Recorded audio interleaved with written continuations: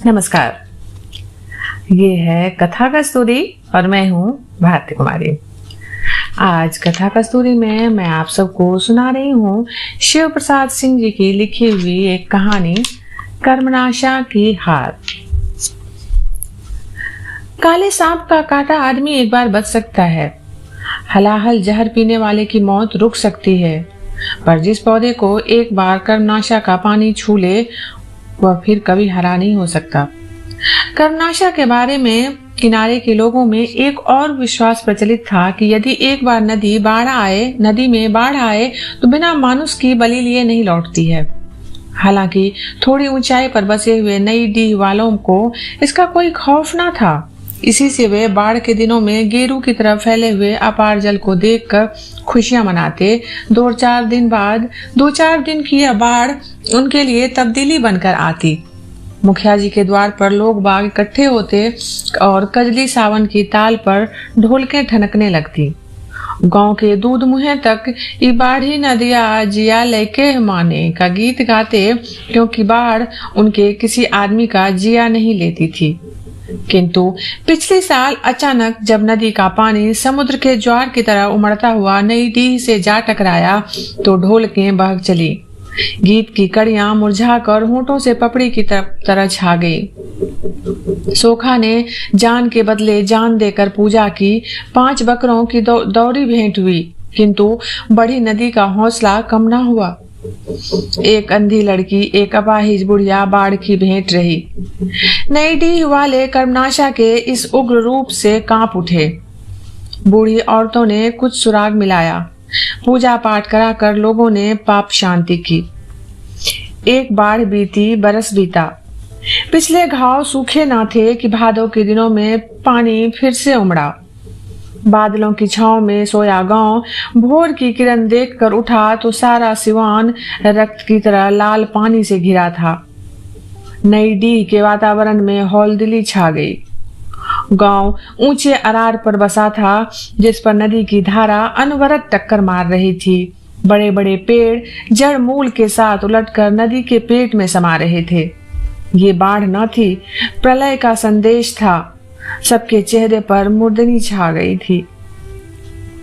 कल दीनापुर में कड़ाह चढ़ा था पांडे जी, ईश्वर भगत हकलाते हुए बोला।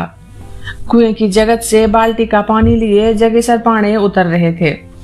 घबराकर बाल्टी सहित ऊपर से कूद पड़े। क्या कह रहे हो भगत? कड़ाह चढ़ा था? क्या कहा सोखा ने? चौराहे पर छोटी भीड़ इकट्ठी हो गई। भगत अपने शब्दों को चुहलाते हुए बोले, काशीनाथ की शरण। भाई लोगों, सोखा ने कहा कि इतना पानी गिरेगा कि 3 घड़े भर जाएंगे। आदमी मवेशी की क्षय होगी, चारों ओर हाहाकार मच जाएगा, परलय होगी परलय। अरे परलय ना होगी तो क्या बरक्कत होगी? हे भगवान, जिस गांव में ऐसा पाप कर्म होगा वो बहेगा नहीं तो क्या बचेगा? माथे के लुग्गे को ठीक करते हुए धनसरा चाची बोली, मैं तो कहूँ हूँ कि फुलमतिया ऐसी चुप काहे है? राम दे राम, कुतिया ने पाप किया, गांव के सिर बीता। इसकी माई कैसी सतवंती बनती थी, आग लाने गई तो घर में जाने नहीं दिया। मैं तो तभी छनगी कि ना हो तो दाल में कुछ काला है। आग लगे ऐसी कोख को, 3 दिन की बिटिया और पेट में घनघोर दाढ़ी। अरे कुछ साफ भी कहोगी भौजी? बीच में जगेसर पांडे बोल पड़े। हुआ क्या आखिर? हुआ क्या? वो फुलमतिया राण मेमना लेके बैठी है। विधवा लड़की बेटा भी आकर सुहागिन बनी है। हैं? ये कब हुआ? सबकी आंखों में उत्सुकता के फफोले उभर आए। आगत भय से सबकी सांस टंगी रह गई। तभी मिर्चे की तरह तीखी आवाज में चाची बोली, कोई आज की बात ना है। 3 दिन से सौरी में बैठी है डाइन, पाप को छाती से चिपकाए है। ये भी ना हुआ कि गर्दन मरोड़ के गढ़े गुच्ची में डाल दे।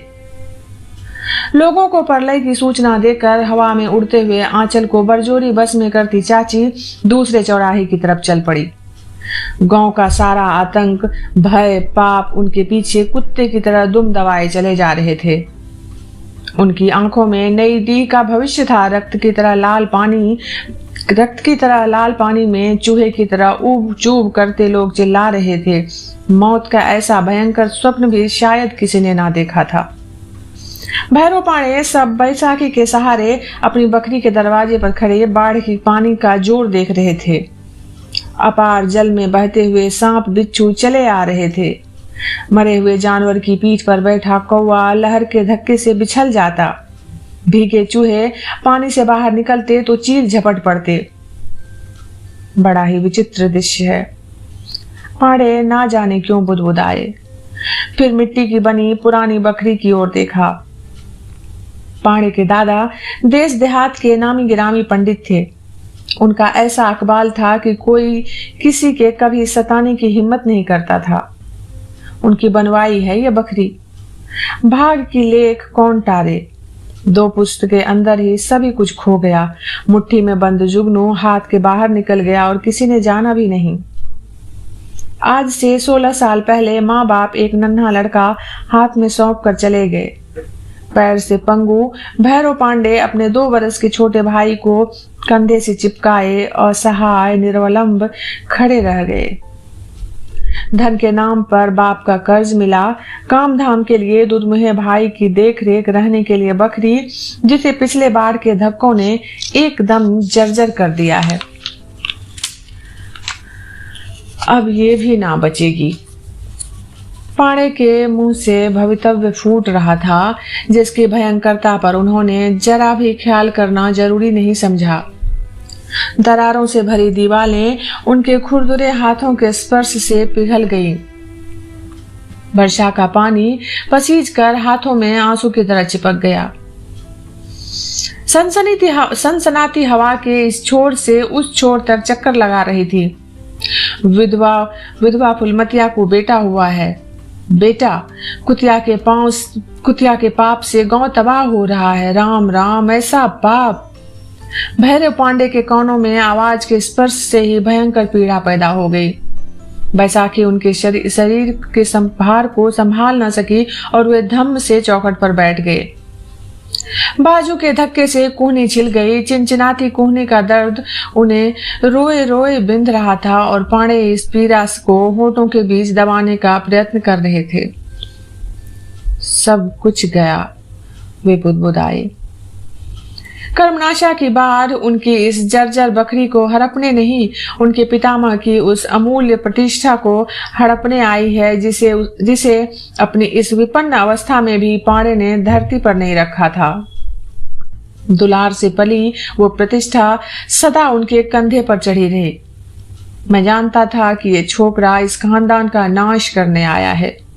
पांडे की आंखों में उनके छोटे भाई की तस्वीर नाच उठी। 18 वर्ष का छरहरा पानीदार कुलदीप, जिसकी आंखों में भैरव को मां की छाया तैरती नजर आती, उसके काले काकुल को देखकर मुखिया जी कहते कि इस पर भैरव पांडे की दादा की लौछार पड़ी है। पांडे हो कर हंस पड़ते। जा रे कुलदीप, बरामदे में बैठकर पढ़। भैरव पांडे मन से बुदबुदाते, तेरे आंखों में 100 कुंड बालू। हरामी कहीं का लड़के पर नजर गड़ाता है। कुछ भी हुआ तो इसे तो भगवान कसम तेरा गला घोंट दूंगा। बड़ा आया मुखिया जी। फिर जरा बढ़कर बोलते, क्या लौछार पड़ेगी मुखिया जी?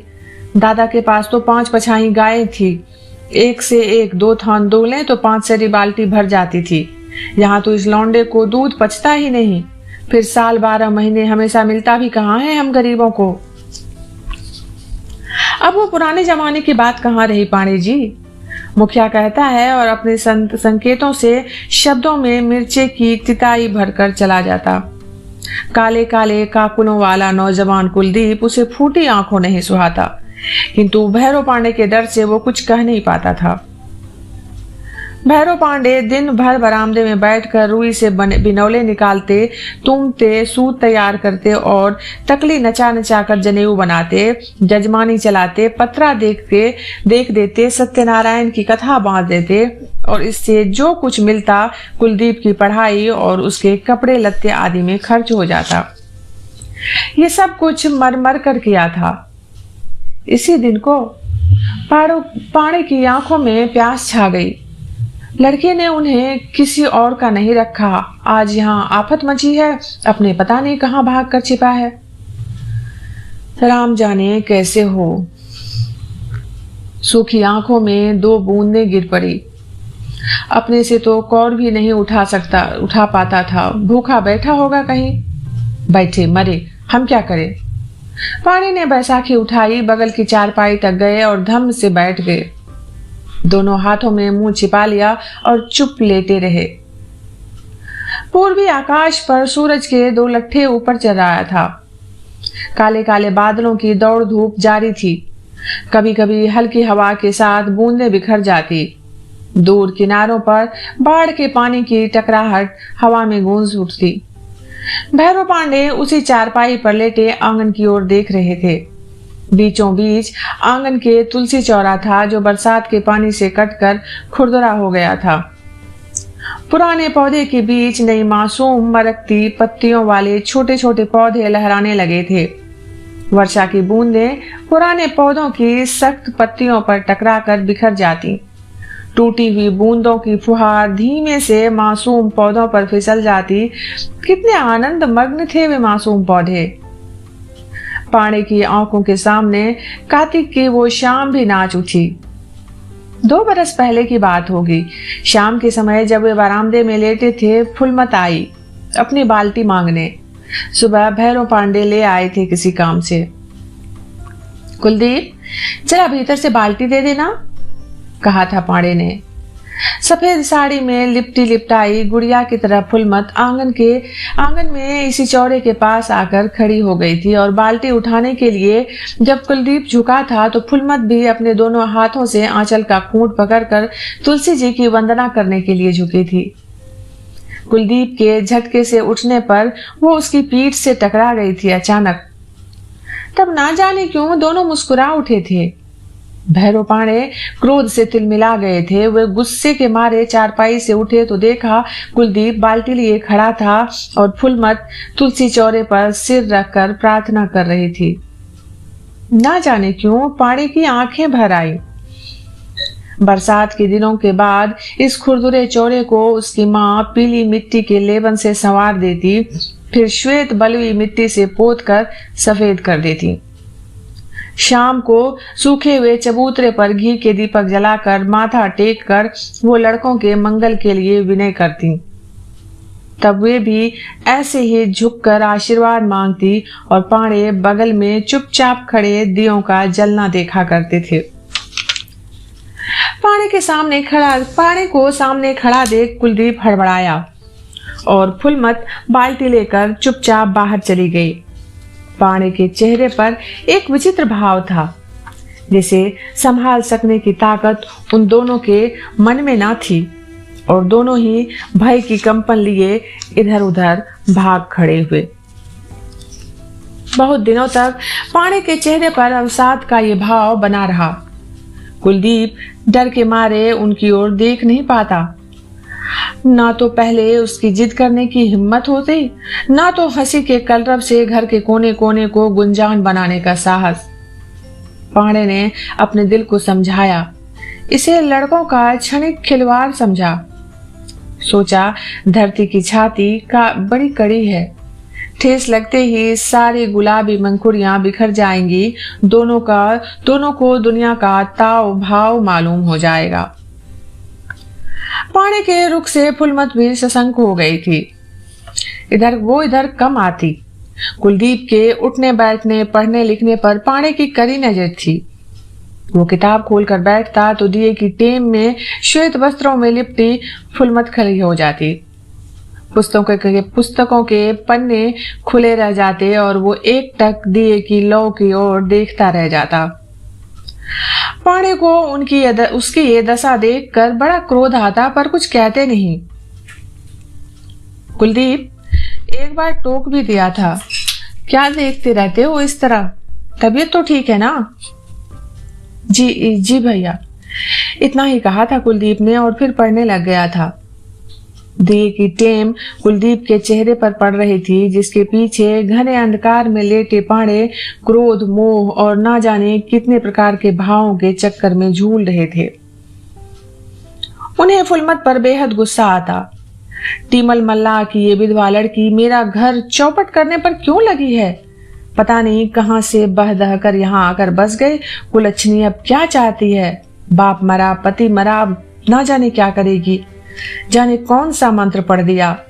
ये कबूतर की तरह मुंह फुलाए बैठा रहता है, ना पढ़ता है ना लिखता है, हंसना खेलना खाना सब भूल गया। पाणे चारपाई से उतरकर इधर उधर चक्कर लगाते रहे पर कुछ निर्णय ना कर सके। समय बीतता गया। कुलदीप भी खुश नजर आता, हंसता खेलता। पाणे की छाती से चिंता का भारी पत्थर खिसक गया। एक बार फिर उनके चेहरे पर हंसी की आभा लौटने लगी। रुई सूत का काम शुरू हुआ। गांव के 2-4 उठल्ले निठल्ले आकर बैठ जाते। दिन गपाष्टक में बीत जाता। सुरती मलमल कर ताल ठोकते और पिच से थूक फेंक कर किसी को गाली देते या निंदा करते। इन सब चीजों से वास्ता न रखते हुए भी पाणे सुनते जाते। उनका मन तो चक्कर खाती तकली के साथ ही घूमता रहता। हूं हाँ करते जाते और निठल्लों की बातों को में सन्नाटों को किसी तरह झेल ले जाते। पाणे उसी चारपाई पर लेटे थे। अंतर इतना ही था कि दिन थोड़ा और ऊपर चढ़ाया था। लहरों की टकराहट थोड़ी और तेज हो गई थी। रक्त की तरह खौलता हुआ लाल पानी गांव के थोड़ा और निकट आ गया था। उनकी नसें किसी तीव्र व्यथा से जल रही थीं। पाणे के वंश में कभी ऐसा नहीं हुआ था। वे फुसफुसाए। बगल की दीवार की ताके पर रामायण की गुटका रखी थी। उसने उठाई। एक जगह लाल निशान लगा था। पिछले दिनों कुलदीप रात में रामायण पढ़ा करता था। जब से वो गया है आज तक गुटका नहीं खुला। पाणे के हाथ कांपे। गुटका उलटकर उनकी छाती पर गिर पड़ी। उठाकर खोला, वही लाल निशान। कह सीता बा विधि प्रतिकूला, मिलई न पावक मिटई न सूला। सुनोहु विनयम विटप शोका, सत्य नाम करु हरु मम शोका। पाणे की आंखें भरभरा आई। झरझर आंसू गिरने लगे। हिचकी लेकर वे टूट पड़े। ये चुड़ैल मेरा घर खा गई। शब्द फूटे किंतु भीतर घुमड़ कर रह गए। गाली देने से ही क्या होगा? इतने तक रहता तो कोई बात थी। आज उसे बच्चा हुआ है, कहीं कह दे कि लड़का कुलदीप का है तो। नहीं नहीं नहीं, ऐसा नहीं हो सकता। पाणे खुद में बड़बड़ाए। उन्होंने अपने बालों को मुट्ठियों में कस कर खींचा, जैसे इनकी जड़ में पीड़ा जम गई है। खींचने से थोड़ी राहत मिलेगी। वे उठना चाहते थे किंतु उठ न सके। आंखों के सामने चिंगारियां टूटने लगी। उन्हें आज मालूम हुआ कि वे इतने कमजोर हो गए हैं। कुलदीप के जाने के बाद उनका जीवन अव्यवस्था की एक कहानी बनकर रह गया है। 4-5 महीने से कुलदीप भागा है। पहले कई दिनों तक वे जरूर बेचैन थे, किंतु समय ने उस दुख को भुलाने में मदद की थी।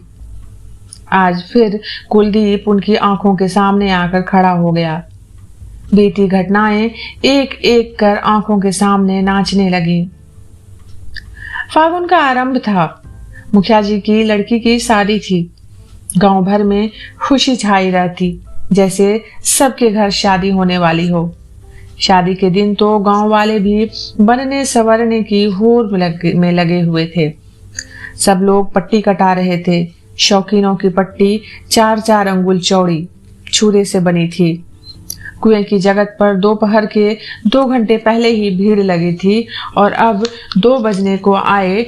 साबुन लग रही थी। पैरों में जमी मैल सिकड़े से रगड़ रगड़ कर छुड़ाई जा रही थी।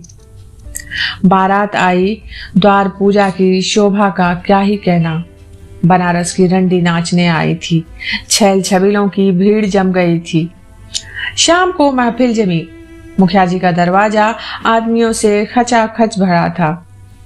एक और गली में सिमट कर औरतें बैठी हुई थी। गांव की लड़कियां, बूढ़ियां और कुछ मंचली बहुएं। बाई जी आई, अपना ताम जाम फैलाकर बैठ गई।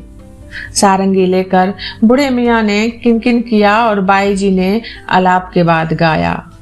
ऊंच नीच कुछ बूझत नाही, मैं हारी समझाया, ये दोनों नैना बड़े बेदर्दी, दिल में गड़ी गया हाय। महफिल से बहुत दूर गांव के छोर पर आम के पेड़ों पर फागुन के पीले चांद की छाया फैली थी, जिसके नीचे चितकबरे के चाम की तरफ फैली चांदनी में एक प्रश्न उठा। मुखिया जी की महफिल में पतुरिया ने जो गीत गाया था कितना सही था ना? कौन सा गीत? ये दोनों नैना बड़े बेदर्दी। उस दिन मैं बड़ी देर तक तेरा इंतजार करता रहा। मेरी माँ के सिर में दर्द था। कौन है? जोर की आवाज गूंज उठी थी। पास की गली में एक छाया खो गई थी। कौन है? फिर से आवाज आई थी। मैं हूं कुलदीप। तो यहाँ क्या कर रहे हो? वो जरा नदी की ओर चला गया था। इस समय? वो पेट में दर्द था। क्रोध की हालत में भी भैरव पाणी मुस्कुरा उठे थे। झूठे। पेट में दर्द था कि आंख में? कुलदीप का सिर लज्जा से झुक गया था। उसे लगा जैसे एक क्षण का ये भयप्रद जीवन उसकी आत्मा पर सदा के लिए छा जाएगा। एक क्षण के लिए बोला हुआ ये झूठ उसके सारे जीवन को झूठा साबित कर देगा। एक क्षण के लिए झुका हुआ ये माथा फिर कभी ना उठ सकेगा। वो झूठ के इस पर्दे को फाड़ डालना चाहता था, किंतु कुलदीप, भैरव पांडे ने आहिस्ते आहिस्ते कहा, तुम गलत रास्ते पर पांव रख रहे हो बेटा। तुमने कभी अपने बाप दादों की इज्जत के बारे में भी सोचा है? बड़े पुण्य के बाद इस घर में जन्म मिला है भाई। इसे कभी मत भूलना कि अच्छे घर में जन्म लेने से कोई बहुत बड़ा नहीं हो जाता, किंतु इस अवसर को गलत कहकर नीचे गिरने से बड़ा पाप और कोई नहीं है। कुलदीप को लगा कि तीखे कांटों वाली कोई जीवित मछली उसके गले में फंस गई है। गर्दन को चीरती हुई यदि वो निकल जाए तो भी गनीमत, किंतु ये असह्य पीड़ा तो नहीं सही जाती। और ना जाने क्यों वो हिचकियों में फूट फूट कर रो उठा था। भाई के मन की पीड़ा की कल्पना भी उसके लिए कष्टकर थी, किंतु उसकी आत्मा अपने संपूर्ण भाव से जिस वस्तु को वरेण्य समझती है उसे वो एकदम ही व्यर्थ कैसे कह दे। जिस छाया में ना जाने क्यों उसे एक अजाने आनंद का अनुभव होता है, उसे कालिक कह सकना उसे उसके वश की बात नहीं थी, और इस कष्ट के भार को उसकी आंखें संभाल न सकी। भैरव पाणे भी भाई से लिपट गए थे, उसकी पीठ सहला रहे थे और बार बार चुप हो जाने को कह रहे थे। यदि कोई देख ले तो उसके मन में आया और कुलदीप को जल्दी जल्दी खींचते हुए लेकर एक ओर चले गए। आंसुओं में जो पश्चाताप उमड़ता है वो दिल की कलौंज को मांस डालता है। पाणे ने सोचा कि कुलदीप अब ठीक रास्ते पर आ जाएगा, उनके वंश की मर्यादा अपमान के तराजू पर चढ़ने से बच जाएगी। भूखे रहकर भी पाणे ने इज्जत के जिस बिड़वे को खून से सींच कर तरोताजा रखा है उस पर किसी के व्यंग्य कुठार नहीं चलेंगे। किंतु एक महीना भी नहीं बीता कि कुलदीप फिर उसी रास्ते पर चल पड़ा। छोटे भाई के इस कार्य को छिपकर देखने की पापाग्नि में भैरव पाणे अपनी आत्मा को जलते हुए देखते, किंतु वे विवश थे। चैत के दिनों में गर्मी से जली तपी कर्मणाशा किनारे के नीचे सिमट गई थी। नदी के पेट में दूर तक फैले हुए लाल बालू का मैदान, चांदनी में सीपियों के चमकते हुए टुकड़े, सामने के ऊंचे अरार पर घन पलास के पेड़ों की आरक्त पातें, बीच में घुग्गू, चारों ओर जल विहार करने वाले पक्षियों का स्वर, कगार से नदी तीर तट तक बने हुए छोटे बड़े पैरों के निशानों की दो पंक्तियां, सिर्फ दो। तुम मुझे मझधार में लाकर छोड़ तो नहीं दोगे? घुटन और शंका में खोए हुए धीमे स्वर, श्यामा की चीरती दर्द भरी आवाज, एक चुप्पी, फिर एक हकलाती आवाज। मैं अपना प्राण दे सकता हूँ, किंतु तुम्हें कभी नहीं, कभी भी नहीं। चांदनी की झीनी परतें सघन होती जा रही थी। सुनसान किनारे पर भटकी हवा की सनसनाहटों में आवाजों का अर्थ खो जाता। कभी हल्के हास्य की नर्म ध्वनि, कभी आक्रोश के बुलबुले, कभी उल्लास तरंग, कभी सिसकियों की सरसराहट। भैरव पांडे एक बार चांदनी के इस पवित्र आलोक में अपनी क्रूरता और निर्ममता पर विचार करने के लिए रुक गए। तो क्या आज तक का उनका सारा प्रयत्न निष्फल था? क्या वे असाध्य को संभव बनाने का ही प्रयत्न करते रहे?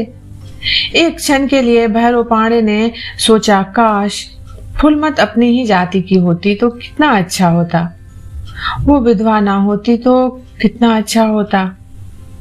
तुलसी चौरे की वंदना पांडे के मस्तिष्क में चंदन की सुगंध की तरह छा गई थी। उसका रूप, चाल चलन, संकोच, सब कुछ किसी को भी शोभा देने लायक था।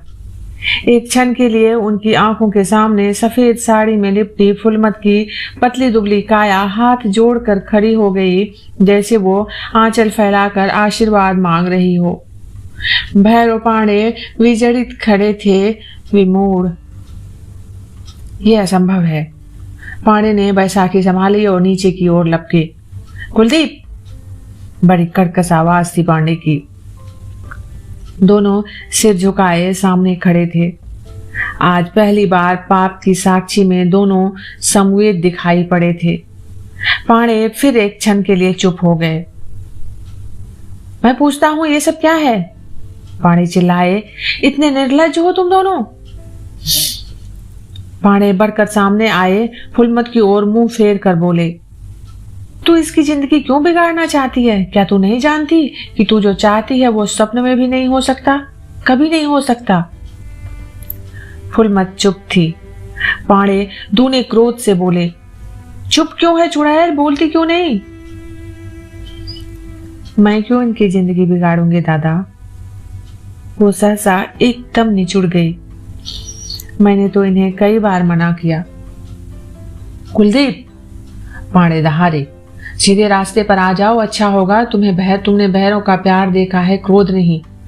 जिन हाथों से मैंने पाल पोस कर बड़ा किया है, उसी से तुम्हारा गला घोंटते मुझे देर न लगेगी। दादा, कुलदीप हकलाया, वो हम दोनों पापी, नीच। भैरव पांडे के हाथ की पांचों अंगुलियां कुलदीप के चेहरे पर उभर आई। मैं सोचता था तू ठीक हो जाएगा। पांडे क्रोध से कांप रहे थे, लेकिन नहीं, तू मेरी हत्या करने पर तुल ही गया है। वे फुलमत की ओर घूमकर चिल्लाए, देख क्या खड़ी है डायन, भाग यहां से, नहीं तो तेरा गला घोंट कर पानी में फेंक दूंगा। अंधड़ को पीते हुए त्रिषित सांप जैसा स्वर, ये सब मैंने किया था। पांडे चारपाई पर घायल सांप की तरह तड़फड़ाते हुए बुदबुदाए। उनकी छाती से सरक कर रामायण की गुटका जमीन पर गिर पड़ी और उस पवित्र आराध्य वस्तु को उठाने का उन्हें ध्यान न रहा।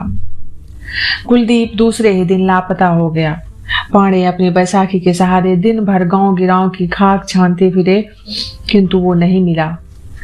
थक कर हार कर पांडे वापस आ गए। बाप दादों की इज्जत की प्रतीक इतनी लंबी विशाल बकरी, जिसकी दीवारें मुंह दबाए शांत पुजारी के तप की तरह अडिग खड़ी थी, किंतु कितनी सुनसान, डरावनी, निष्प्राण पिंजर की तरह लगती थी वो बकरी। चौखट पर पैर रखते हुए पांडे की आत्मा कराह उठी। चला गया। बैसाखी रखकर पांडे आंगन के कोने में बैठ गए। अब वो कभी नहीं लौटेगा। रात में उन्हें बड़ी देर तक नींद नहीं आई। कुलदीप को बचपन से लेकर आज तक उन्होंने कभी अपनी आंख की ऊट नहीं होने दिया था। छुटपन से लेकर आज तक खिलाया पिलाया, पाला पोसा, और आज लड़का दगा देकर निकल गया। पांडे अधरों की मेड़ के पीछे बिठा के सैलाब को रोकने का असफल प्रयत्न करते रहे। भोर होने में देर थी। उनिंदी आंखें करवा रही थी, किंतु मन की जलन के आगे उस दर्द का क्या मोल। पांडे उठकर टहलने लगे। सामने की बसवार के भीतर से पूर्वी क्षितिज पर ललछौहा उजास फूटने लगा था। गली के मोड़ पर कच्चे मकान के भीतर से जांत की घर घर गूंज रही थी। एक घुमड़ता गड़गड़ाहट का स्वर जिसके पीछे जात वाली के कंठ की व्यथा एक सुरीली तान टूट टूट कर कौंध उठती थी। मोहे जोगनी बना के कहाँ गेले जोगिया। पौड़े एक क्षण अवाक होकर इस दर्दीले गीत को सुनते रहे। पिपासे भूले भटके थके हुए स्वर पौड़े की आत्मा में जैसे समान वेदना को पहचान कर उतरते चले जा रहे हों। अब रोने चली है चुड़ैल। पौड़े पागल की तरह बड़बड़ाते रहे। रो रो कर मत, मेरा क्या कर। बाढ़ के लाल पानी में सूरज डूब रहा था। पौड़े बैसाखी के सहारे आकर दरवाजे पर खड़े हुए नदी की ओर आदमियों की भीड़ खड़ी थी। वो धीरे धीरे उधर ही बढ़े। सामने 3-4 लड़के अरहर की खूंटियां गाड़ कर पानी का बढ़ाव नाप रहे थे। क्या कर रहा है रे छबीला? पौड़े बलात् चेहरे पर मुस्कुराहट का भाव लाकर बोले। देखता नहीं लग रहा बाढ़ रोक रहे हैं? पौड़े मुस्कुराए। जैसा बाप वैसा बेटा। तेरा बाप भी खूंटियां गाड़कर कर्मनाशा की बाढ़ रोकना चाहता है। वो भीड़ कैसी है रे छबीले? नहीं जानते, फुलमत को नदी में फेंक रहे हैं, उसके बच्चे को भी। पाप किया है उसने। छबीला फिर गंभीर खड़े पांडे से सटकर बोला। क्यों पांडे चाचा, जान लेकर बाढ़ उतर जाती है ना? हाँ हाँ। पांडे आगे बढ़े। बोतल की टीप खुल गई थी। पांडे के मन में भयानक प्रेत खड़ा हो गया। चलो, ना रहेगा कोई बांस, ना बजेगी बांसुरी। हाँ, चली थी पांडे के वंश में कालिक पोतने। अच्छा ही हुआ कि वो छोकरा आज नहीं है यहाँ पर। फुलमत अपने बच्चे को छाती से चिपकाए टूटते हुए अरार पर एक नीम के तने से सटकर खड़ी थी। उसकी बूढ़ी माँ जार बेजार रो रही थी, किंतु आज जैसे मनुष्य ने पसीजना छोड़ दिया है। अपने अपने प्राणों के मोह इन्हें पशु से भी नीचे उतार चुका था। कोई इस अन्याय के विरुद्ध बोलने की हिम्मत नहीं करता था। कर्मनाशा को प्राणों की बलि चाहिए। बिना प्राणों की बलि लिए बाढ़ नहीं उतरेगी। तो फिर उसी की बलि क्यों ना दी जाए जिसने पाप किया। पर साल जान के बदले जान दी गई, पर कर्मनाशा 2 बलि लेकर ही मानी थी। त्रिशंकु के पाप की लहरें किनारों पर सांप की तरफ फुफकार रही थी। आज मुखिया का विरोध करने का साहस किसी में ना था। उसके नीचता के कार्यों का ऐसा समर्थन कभी ना हुआ था। पता नहीं किस बैर का बदला ले रहा है बेचारी से। भीड़ में कई लोग इस तरह सोचते, ऐसा तो कभी नहीं हुआ था, किंतु बोले कौन? सबके सब मुंह सिए खड़े थे। तुम्हारी क्या राय है भैरव पांडे? मुखिया ने पूछा। सारे गांव ने फैसला कर दिया। एक के पाप के लिए सारे गांव को मौत के मुंह में नहीं झोंक सकते। जिसने पाप किया है उसका दंड तो वही भोगे। एक विभत्स सन्नाटा। पांडे ने आकाश की ओर देखा, आगे बढ़े। फुलमत भय से चिल्ला उठी। पांडे ने बच्चे को उसकी गोद से छीन लिया। मेरी राय पूछते हो मुखिया जी? तो सुनो। कर्मनाशा की बाढ़ दूधमुहे बच्चे को एक अबला की बलि देने से नहीं रुकेगी। उसके लिए तुम्हें पसीना बहाकर बांधों को ठीक करना होगा। कुलदीप कायर हो सकता है, वो अपने बहू बच्चे को छोड़कर भाग सकता है, किंतु मैं कायर नहीं हूं। मेरे जीते जी बच्चे और उसकी मां का कोई बाल भी बांका नहीं कर सकता, समझे? तो ये है बूढ़े पाड़े की बहू। मुखिया व्यंग से बोला। पाप का फल तो भोगना ही पड़ेगा पांडे जी, समाज का दंड तो झेलना ही होगा। जरूर भोगना होगा मुखिया जी। मैं आपके समाज को कर्मनाशा से कम नहीं समझता, किंतु मैं एक एक पाप गिनाने लगूं ना तो यहाँ खड़े सारे लोगों को परिवार समेत कर्मनाशा के पेट में जाना पड़ेगा। है कोई तैयार जाने को? लोग अवाक होकर पांडे की तरफ देख रहे थे, जो अपने कंधे से छोटे बच्चे को चिपकाए अपनी बैसाखी के सहारे खड़े थे। पत्थर की विशाल मूर्ति की तरह उन्नत, प्रशस्त, अटल। कर्मनाशा के लाल पानी में सूरज डूब रहा था। जिन उद्धत लहरों की चपेट से बड़े बड़े विशाल पीपल के पेड़ धराशायी हो गए थे, वे एक टूटे नीम के पेड़ से टकरा रही थी। सूखी जड़ें जैसे सख्त चट्टान की तरह अडिग थीं। लहरें टूट टूट कर पछाड़ खाकर गिर रही थी, शिथिल, थकी, पराजित। ये कहानी इतनी ही। अभी आप भारती कुमारी की आवाज में सुन रहे थे शिव प्रसाद सिंह की कहानी कर्मनाशा की हार। मिलते हैं एक नई कहानी के साथ, तब तक आप जुड़े रहिए कथा कस्तूरी से।